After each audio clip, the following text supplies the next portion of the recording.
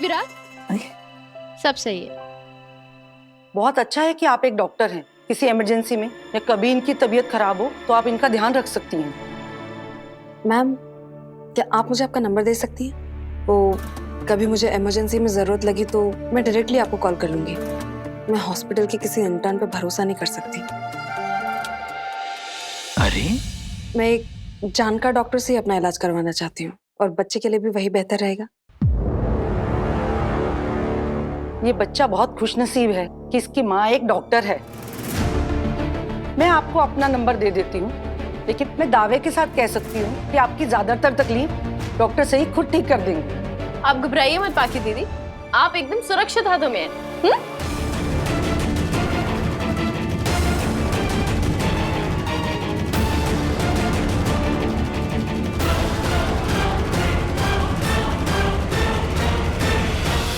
मैं hospital checkup करवाने गई और सही भी वहां पहुंच गई। लेकिन सही भाभी बच्चे की माँ है ना, तो उनको तो वहाँ होने का पूरा हक है। सही ने अपना अंश देने के सिवा और किया ही क्या इस प्रेगनेंसी के लिए? सारी जिम्मेदारी मेरे ऊपर है। बच्चा मेरी कोख में है। तो किसने कहा था जिम्मेदारी लेने के लिए?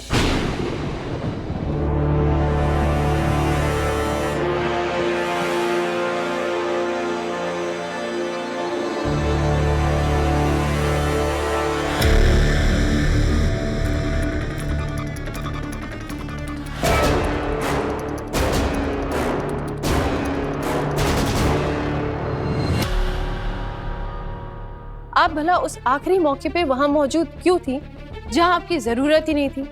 और मैंने तो आपको कभी नहीं कहा कि बाकी दीदी आइए मेरे बच्चे को अपनी कोख दीजिए। देखिए बड़ी मामी, अभी भी ये वही राग आलाप रही है। पूछिए इससे कि ये अभी तक वो बात लेकर क्यों बैठी है। इसीलिए क्योंकि वो बात अभी भी राज है। अभी भी उस बात का खुलासा नहीं हुआ है कि आप आखिरी वक्त पर वहां क्यों मौजूद थी मेरे बच्चे को कोख देने के लिए, और वो औरत जिसे मैंने चुना था वो अस्पताल क्यों नहीं पहुंची। सही।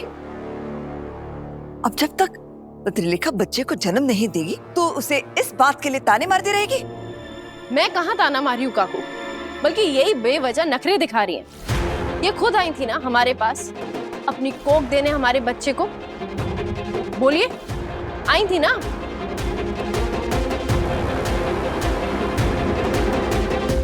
और वैसे भी जिस तरीके की हरकत इन्होंने की है ना, उससे कई बड़े सवाल उठे हैं और मैं इन पर भरोसा नहीं कर पाऊंगी तब तक जब तक ये इस बात का जवाब नहीं दे देती कि अचानक वहां मेरे बच्चे को अपनी कोख देने क्यों पहुंच गई, जबकि मैंने इन्हें साफ साफ मना किया।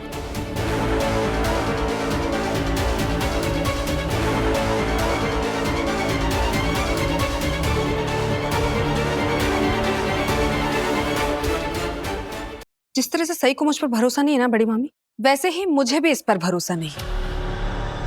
आज ये वहां पर क्लिनिक भी आ गई थी और डॉक्टर ने भी कहा है कि अगर मुझे कोई इमरजेंसी आती है या फिर मेरी तबीयत ठीक नहीं रहती है तो डॉक्टर होने के नाते सही मेरा ख्याल रखेगी। लेकिन मुझे इस पर रत्ती भर भी भरोसा नहीं है, इसलिए मैं नहीं चाहती बड़ी मामी कि ये मेरे आसपास भी रहे, और खास तौर पर एक डॉक्टर होने के नाते।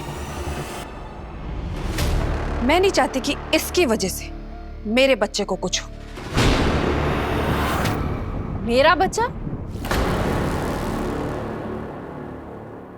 ये क्या कह दिया पाकी दीदी आपने? आपको ना आदत हो गई है दूसरों की चीजों को चुराने की, उन्हें अपना बताने की, उन्हें अपना बनाने की।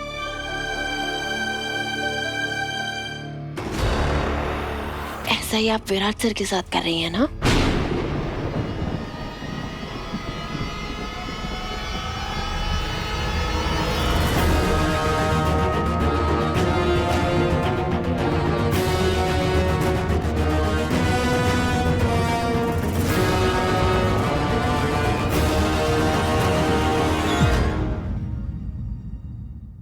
सही, ये तूने पत्रलेखा के कान में क्या बोल दिया जो इसके होश उड़ गए?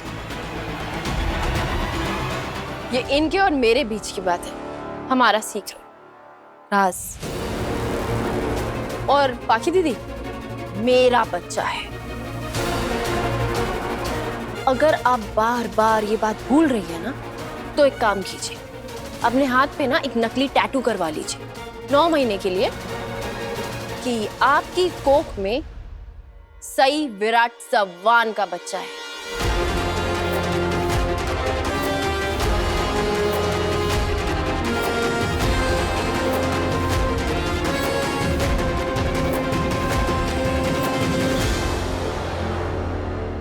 और 9 महीने के बाद आपको ये बात याद रखने की जरूरत नहीं है, क्योंकि फिर मेरा बच्चा मैं ले लूंगी। आप कुछ भी कीजिए बड़ी मामी, लेकिन इसे समझा दीजिए कि मुझे डॉक्टर सई चव्हाण से अपना इलाज नहीं करवाना है। सुन लिया तूने?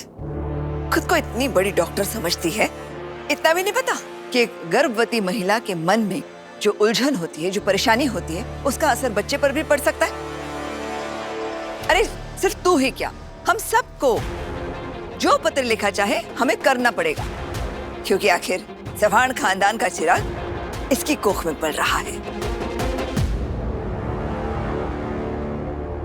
ठीक है, डॉक्टर सई विराट चव्हाण पाखी दीदी का इलाज कभी नहीं करेगी।